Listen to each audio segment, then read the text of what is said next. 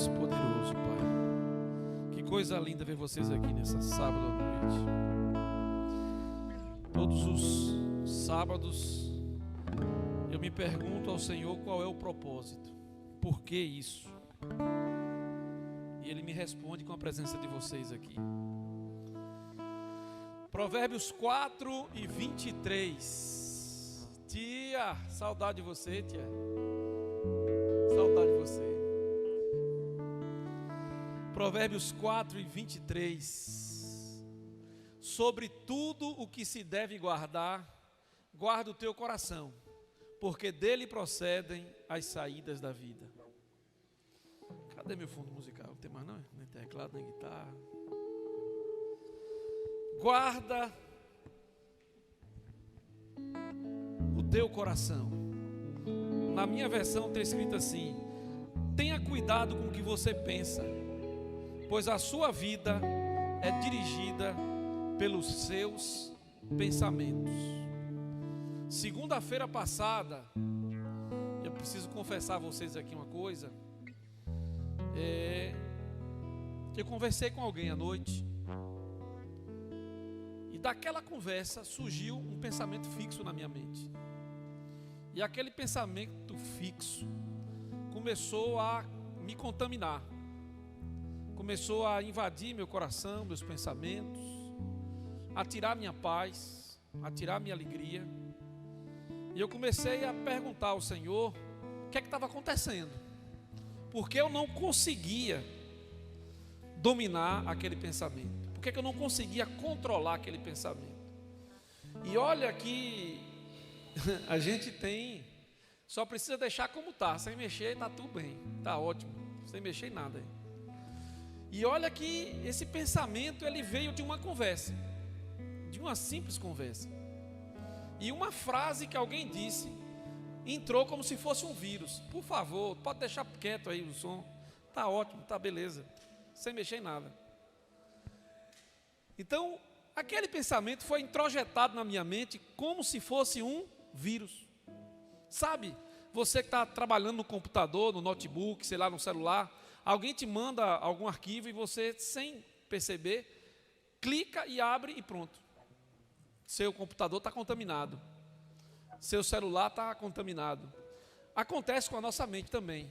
Uma conversa, uma simples conversa, uma frase que alguém me disse, teve a capacidade de tirar a minha paz, de arrancar a minha paz de espírito. E eu passei alguns dias orando, lendo a Bíblia e trabalhando a minha mente para tirar aquele pensamento. E eu pensei comigo, vou fazer desse problema um grande banquete. Eu vou trabalhar sábado esse tema: nós somos aquilo que nós pensamos. Você é aquilo que você pensa. O problema é que às vezes a gente nem percebe o que é que a gente está pensando. A gente nem nota o que é que está dominando o nosso pensamento. Mas ele está ali, controlando minhas atitudes e minhas ações. Tem um detalhe curioso. Às vezes, são vários pensamentos que vão me moldando, me caracterizando, me perfilando de tal maneira que eu viro aquilo, que eu sou aquilo. E esses pensamentos, às vezes, são pensamentos de morte. Quando eu falo pensamentos de morte, não é morte física. Pensamentos que me matam, que me destroem. Pensamentos assim, do nada veio aquela ideia fixa e começa a sua mente a trabalhar. Você não é nada, você não vale nada, você não vai chegar a lugar nenhum, ninguém gosta de você, ninguém se preocupa contigo, está todo mundo trabalhando para que você dê errado, a sua família, os seus amigos, tudo contribui para que você seja um derrotado. E você começa a perder o sono, começa a perder a alegria. Se você ora, perde o desejo de orar. Se canta, não quer mais ouvir música. E quando você menos espera, você está dentro de um sentimento de tristeza. E se não brincar, cai numa depressão. É o poder do pensamento. Esses pensamentos começam com um pensamento intrusivo. Eu parei para estudar sobre isso. Chama-se pensamento intrusivo. ele vem de fora, é um intruso. Ele vem de fora e é um intruso. De onde? De uma conversa, como aconteceu comigo, de uma informação que você recebe na TV, no noticiário, na rede social, alguma notícia que chega para você e de repente começa a vir em cadeia, em sucessão, uma série de pensamentos iguais e destrutivos. E aí você começa a chorar, você começa a se desanimar, você começa a se sentir inseguro, você começa a se sentir rejeitado. Quem pode ter esses pensamentos, Eric? Qualquer um de nós. Você abre a carteira e de repente descobre que você só tem R$2 na carteira. E aí você diz assim: agora acabou. Nunca mais eu vou ter dinheiro na minha vida. Onde é que eu vou conseguir dinheiro agora? E o meu futuro? Como é que eu vou casar? Como é que eu vou sustentar a minha família? O que é que vai ser da minha vida? E aí começa. Às vezes é na área emocional. Alguém disse uma simples frase para você.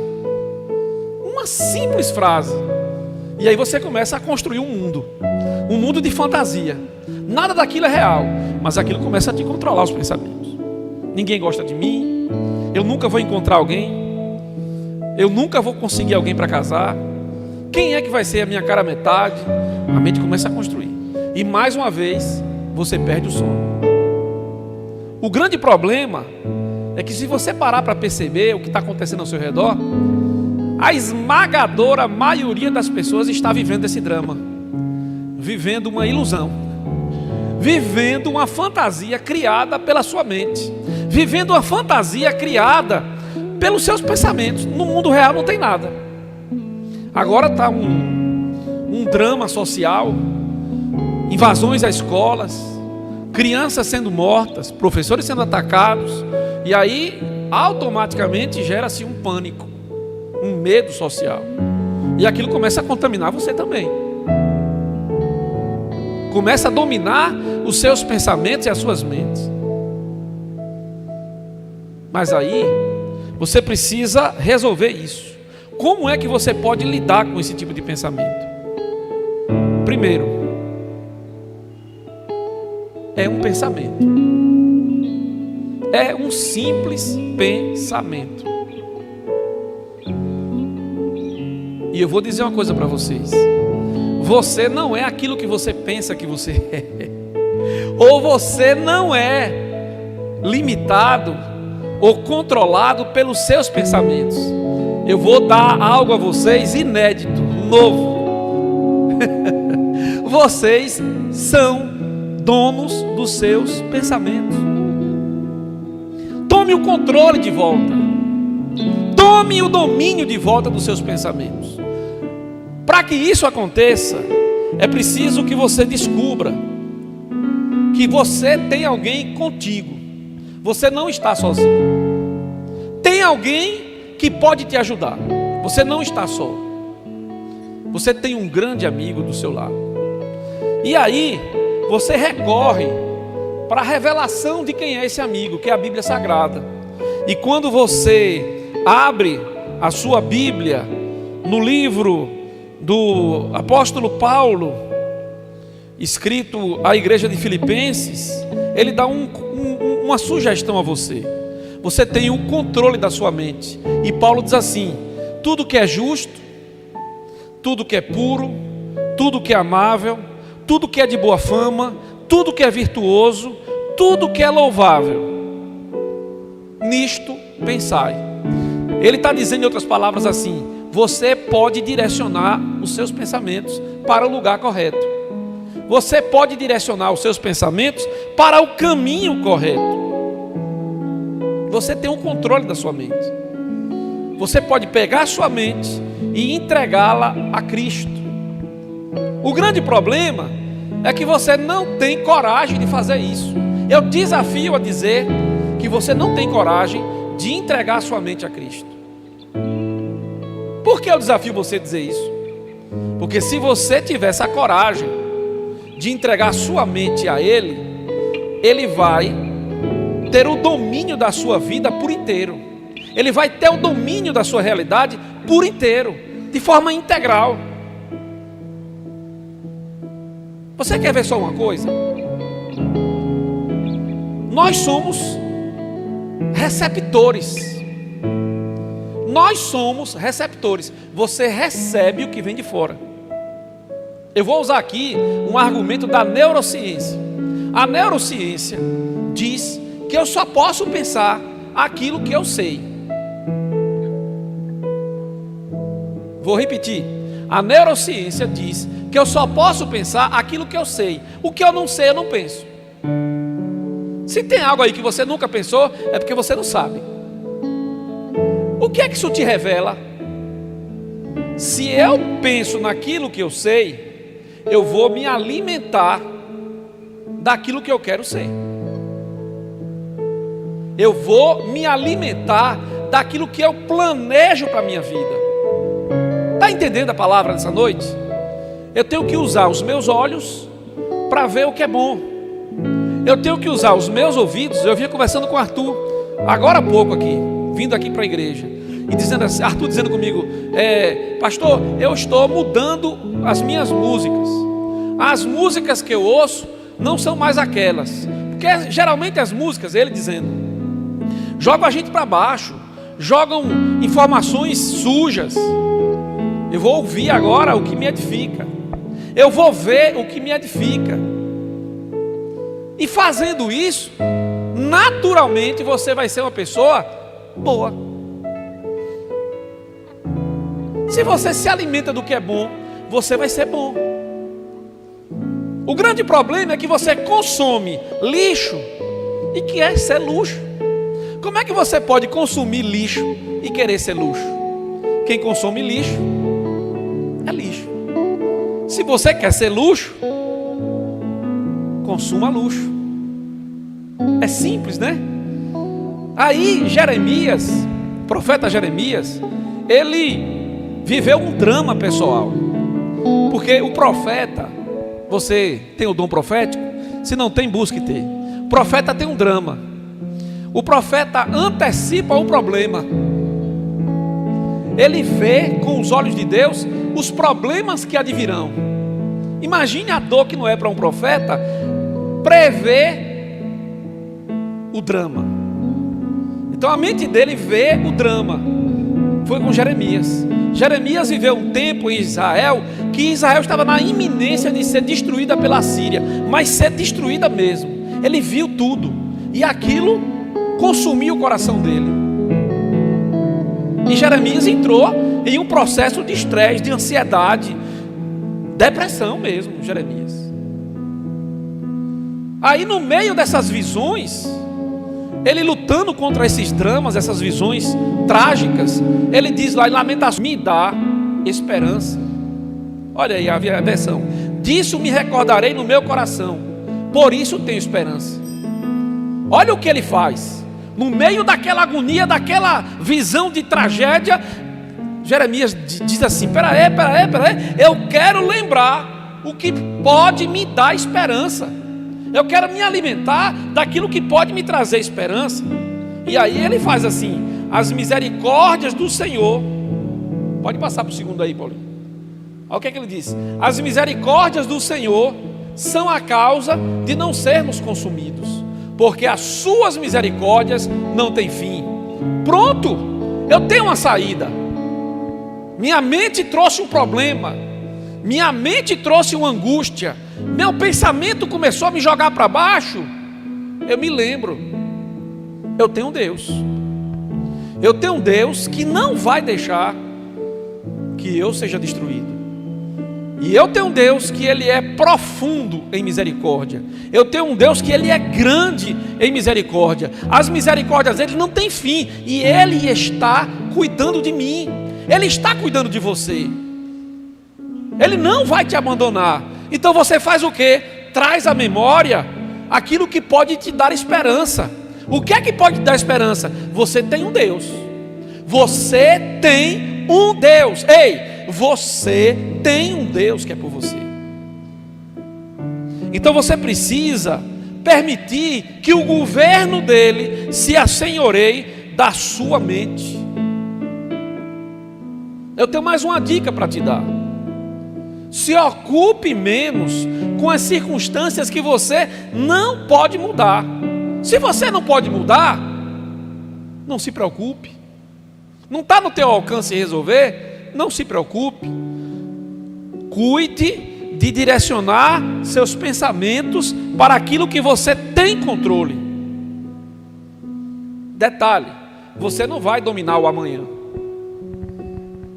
Detalhe, o amanhã não existe. Eu já falei para vocês aqui em outras oportunidades. O amanhã não existe. Bote isso na sua mente. O amanhã não existe. Então não sofra por antecedência. Não sofra por antecedência.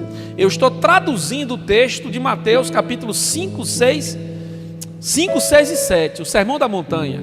Cristo diz assim: por que estáis ansiosos?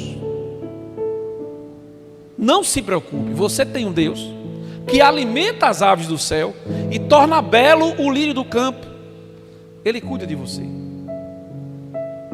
Eu confesso a vocês que teve momentos na minha vida em que quase que eu me deixo dominar por esses pensamentos. Alguns anos atrás, quase que eu me deixo dominar por esses pensamentos. Mas em oração, o Espírito Santo de Deus falou comigo assim, nitidamente: não se preocupe, eu vou cuidar de você. Naquele momento eu tomei posse dessa palavra. Qual é a visão que eu tenho de Deus hoje? Eu vou ser muito sincero com vocês. Como um profeta do Senhor, a visão que eu tenho é de que as circunstâncias vão piorar muito. Não se enganem, o mundo vai ficar insuportável. O mundo vai ser dominado pela violência, pela criminalidade, pela insensibilidade, pelo ódio, pelas divisões e conflitos sociais. Esse é o futuro que vem para a humanidade. Mas ao mesmo tempo, Deus está nos trazendo para perto dele e dizendo assim: se você confiar nas minhas misericórdias, vocês não serão consumidos. Você precisa de um porto seguro. Você precisa sair do meio da multidão e encontrar um lugar para você se estabilizar. Você precisa sair de lá e vir para um lugar onde você vai ter equilíbrio. E não tem outro lugar, não existe outro lugar onde você vai encontrar segurança, senão em Cristo Jesus. Volto a repetir, não vai mudar as circunstâncias. As circunstâncias vão ser adversas. As lutas virão, as provas virão. O mundo está fadado a viver e experimentar um caos. Agora eu estou olhando para vocês, diante de Deus, sem qualquer falsidade. E eu estou olhando para vocês e profeticamente eu tenho dito: confiem nele, descansem nele, porque a palavra dele para você é de que ele vai te sustentar em meio ao caos. Depende de você. Segure na mão dele, controle-se com ele e diga assim, como disse Abacuque no capítulo 3, versículos 17 e 19. Quando vocês começaram a cantar aqui, no meu coração eu disse: está confirmada a palavra. Abacuque 3 e 17 ao 19. Porquanto ainda que a figueira não floresça, nem que haja fruto na vide, o produto da oliveira minta, e os campos não produzam mantimento, as ovelhas da malhada sejam arrebatadas, e nos currais não haja vacas, todavia, eu me alegrarei no Senhor, exultarei no Deus da minha salvação. A grande questão é seca, fome, roubo, miséria, mas tem um Deus que é o Deus da sua salvação. Jeová, o Senhor, é minha força, e fará os meus pés como os das servas, e me fará andar sobre as minhas alturas. Ele é a minha força, Ele é a sua força. Portanto, se você tem pensado pensamentos negativos, se você tem pensado pensamentos de morte, se você tem pensado pensamentos de fracasso, nessa noite, em nome de Jesus, eu quero quebrar todos esses pensamentos e dizer para você que há esperança, e dizer para você que há segurança em Cristo. Quando o profeta Abacuque diz essas palavras, Abacuque está vivendo a mesma experiência de Jeremias. Ele tinha acabado de ver o exército de Deus marchando para destruir tudo, para acabar com tudo. A visão do capítulo 2 de Abacuque é uma visão de tragédia, é uma visão de morte e destruição geral. E o coração de Abacuque, lá no final do capítulo 2, está mais uma vez ansioso, como estava Jeremias, mais uma vez marcado pela ansiedade, pelo estresse. Eu acho que ele já tinha várias noites sem dormir de noite. Aí no capítulo 3, Abacuque decide, sabe de uma coisa? Tudo pode estar confluindo para não dar certo, mas eu vou confiar no Senhor. A grande questão é em quem você tem confiado. Em quem você tem confiado. No meio desse caos, você não tem condições de suportar tudo isso sozinho. Você precisa estar seguro no Senhor. Gente, a cruz de Cristo é suficiente. A cruz de Cristo tem poder. A cruz de Cristo, ela é intensa, poderosa e plena para ultrapassar todo o sentido que você tem dado a ela. Ei, há algo muito forte aqui nessa noite. Eu não tinha nem programado dizer isso, mas aqui quem manda é o Espírito Santo. Ei, preste atenção, por favor. Ouça o que eu vou falar agora. O Evangelho de Cristo não é apenas para a sua vida espiritual. Não. O poder que ele tem ultrapassa a vida espiritual, entra na tua vida emocional e vai para o teu corpo. Ou seja, o poder de Cristo é para o teu espírito, para a tua alma e para o teu corpo. Ou seja, ele quer te conectar com ele, não apenas no mundo espiritual, mas nas tuas emoções. Ele quer entrar nas suas emoções. Mas você não está fazendo isso. O que é que está acontecendo com você? Ei, eu não sei, me perdoe. Não estava programado. Eu estou falando direcionado para alguém aqui nessa noite. Não estava na minha programação. Mas quem está falando não sou eu agora. Sabe o que é que está acontecendo contigo? Você está orando, mas você não tem entregue a sua alma a Jesus. Você vai morrer orando e não vai resolver o seu problema. Eu vou repetir para alguém aqui nessa noite. Algumas pessoas precisam ouvir essa palavra. Não basta orar. Você tem que pegar as suas emoções e entregar a Ele. Ele quer ter o controle da sua alma. Ele quer sarar as suas feridas emocionais.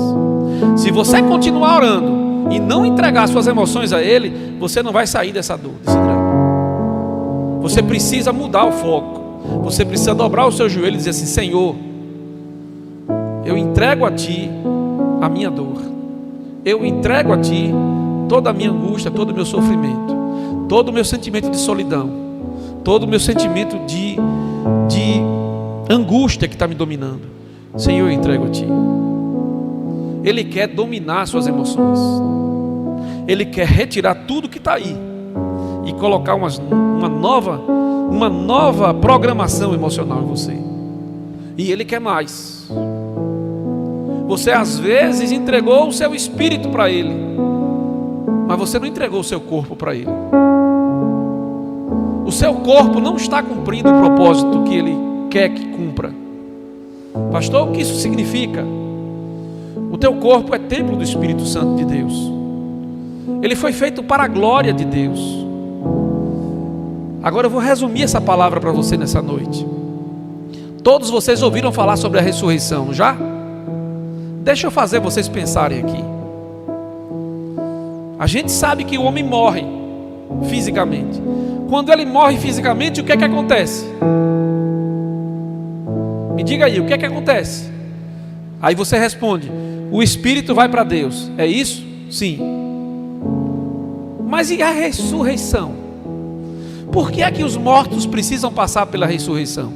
Já parou para pensar sobre isso? Por que é que haverá no dia do arrebatamento da igreja ressurreição dos mortos, se o espírito já foi para Deus? Nunca parou para pensar? Eu vou te dar a resposta agora. É porque Deus não quer apenas o seu espírito. Você não vai entrar no céu só com o espírito. Vai ser preciso você voltar. O espírito que está lá aguardando o arrebatamento vai retornar. Ele vai retirar o teu corpo de onde quer que esteja, glorificar o teu corpo, juntar corpo glorificado, alma e espírito, e você vai entrar no céu integralmente. O que é que isso significa para você? Você não é só espírito. Deus não se importa só com o teu espírito. Deus quer integralmente a sua vida. Ele quer o seu espírito, a sua alma e o seu corpo adorando a Ele. E aí Cristo diz: você vai ver o reino de Deus entre nós. Gente, pelo amor de Deus, tome posse dessa palavra nessa noite. Saia desse sofrimento. Saia dessa vida limitada, dessa vida reduzida. Deus não te fez para viver essa vida limitada que você está vivendo. Efésios capítulo 1, versículo 3. Nós lemos na escola dominical semana passada, mas importa para essa palavra nessa noite. Olha aí: bendito o Deus e Pai de nosso Senhor Jesus Cristo, o qual nos abençoou. O verbo está no passado, com todas as bênçãos espirituais nos lugares celestiais em Cristo Jesus. Vocês são potencialidades de Deus. Deus já te deu. Toma posse. Sai desse sofrimento. Você pode. Está nas suas mãos. Deus já te abençoou. Ele já te deu. Toma posse. Pastor, eu não sei. Dobra o teu joelho agora em nome de Jesus. Dobra o teu joelho agora em nome de Jesus. Vamos passar um tempo maior em oração nessa noite.